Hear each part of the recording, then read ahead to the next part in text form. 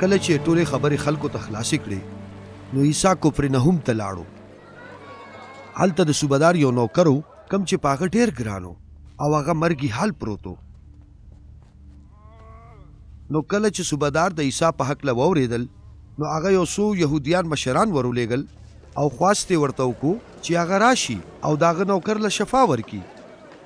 هغې عیسی له راغلل او ډېر زاري مینت یې ورته وکړو او ورته وویل چې صوبدار ستا د مدد حقدار دی ځکه چې هغه زموږ د قوم خوږمن دی او هغه زموږ دپاره عبادت خانه هم جوړه کړې ده. عیسی د هغې سره لاړو. نو چې هغه کور ته نږدې شو نو صوبدار یو څو دوستان په دې غرض ورولېږل چې مالکه نور تکلیف مه کوه ځکه چې زه د دې جوګه نه یم چې ته زما کور ته راشي. زه په خپله خو سم نه یم نو په دې وجه زه تاسو ته حاضر نه شوم، خو که تاسو صرف حکم وکئ نو زما نوکر به جوړ شي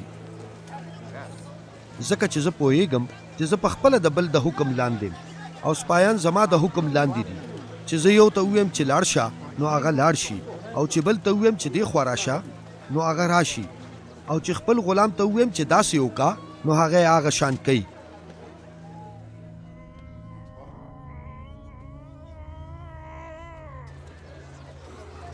کله چې عیسی دا واورېدل نو د هغه ایمان ته حیران شو. نو هغه ګڼې ته وفرمایل چې زه تاسو ته دا ویم چې ما داسې ایمان په بني اسرائیلو کې چېرته هم نه دی لیدلی. او هغه مشران چې کور ته واپس رالل نو هغې هغه نوکر روغ جوړ ولیده